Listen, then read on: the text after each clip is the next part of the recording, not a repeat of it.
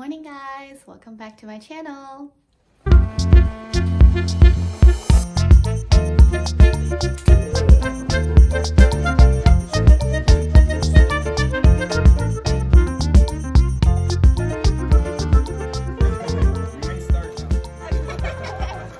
Last time we talked about my trip to Costa Rica when we did a coffee tour at La Fortuna.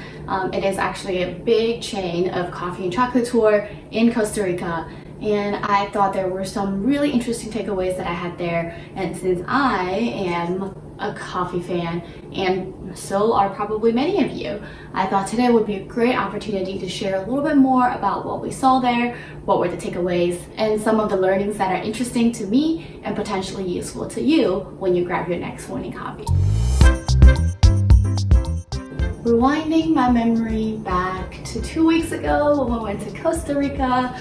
It's so fun. We decided to do a coffee tour because if you are a coffee drinker, you would definitely know about the Costa Rican coffee. When we found the tour, we were super excited, although at the time I really thought it would be one of those tours where you go in, probably see a couple of trees and taste some coffee and hear them educate you about the greatest industry in the world. It totally beat our expectation in terms of how experiential the tour was. We started off with chocolate, where we actually got to taste some of the chocolate beans. Our amazing tour guide would tell us to actually suck on the beans to experience the citrusy and creamy flavor. And then we were told to chew it, and that's when the bitterness and the chocolatey flavor came out. Not very pleasant, but it was a cool experience. Okay, there you go. All right, check this out. It's like this. Oh my goodness. Oh. Good job. Looks Like a brain. yeah. Let's see. Mangosteen. Mango. Yeah, mangoes. Yeah. Is this what you expected? No? Don't know No? what I expected. I completely understand you. What's really interesting about the chocolate is that the flowers are tiny, but the fruits are massive. And to my big surprise, the only insect that helps to pollinate chocolate plants is mosquitoes, aka the insect that I probably hate the most.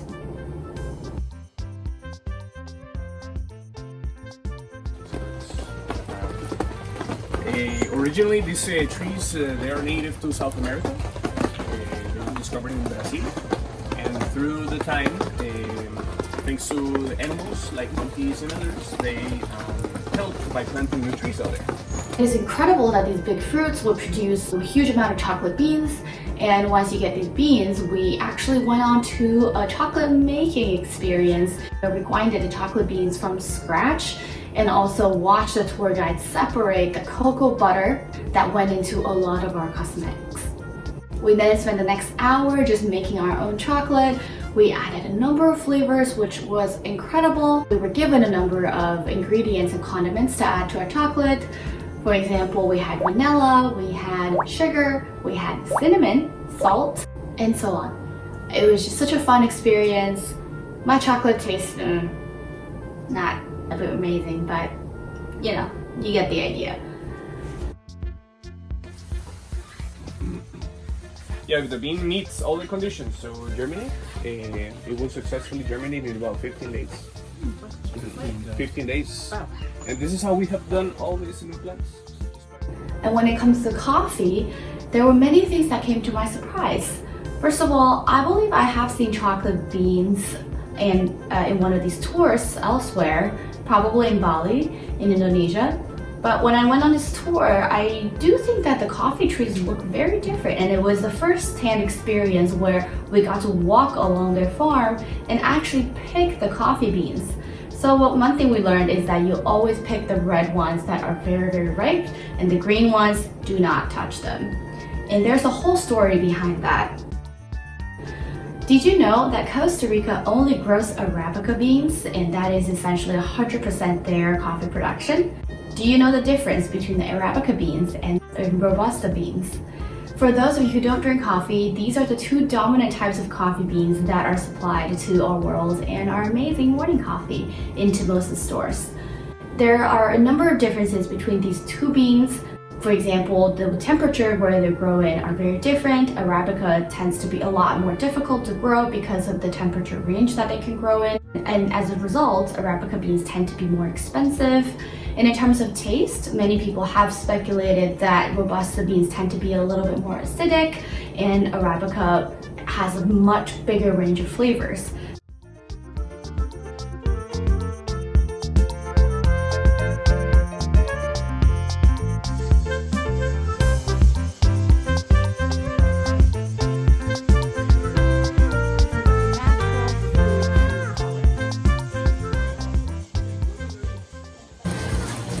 This is like their favorite method to make coffee. The Italian mocha.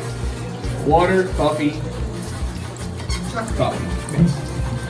See, or have you ever heard about Turkish coffee? No. It's another popular method to make coffee. However, how does Turkish work?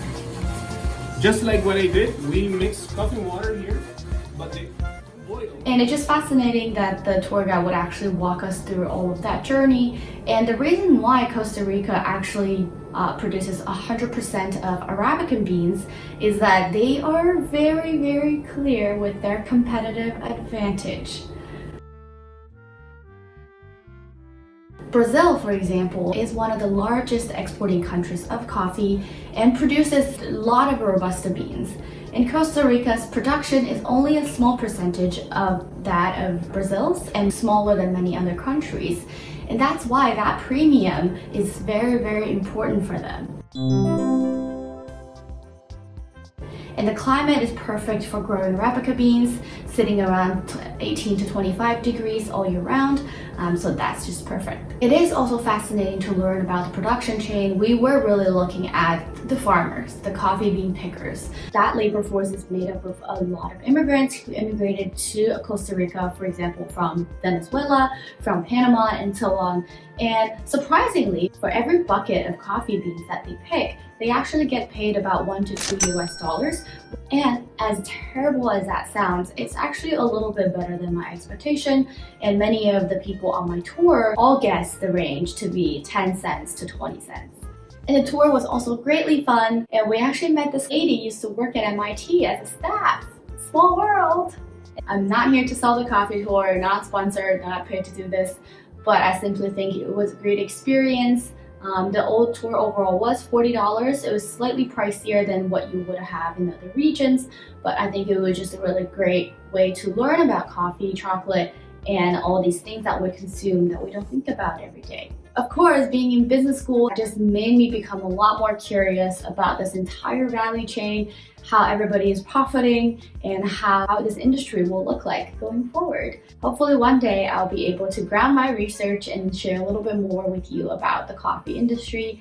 But for now, just remember that for every cup of coffee that you buy in the store in Boston or elsewhere, around $5, only 10 cents at the moment on average will end up in the farmer's pocket.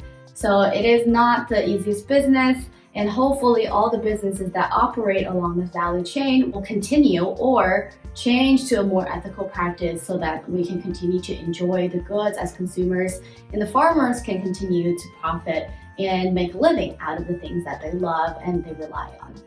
And thank you for watching. Hope you stay warm in this cold weather, and I'll see you next time.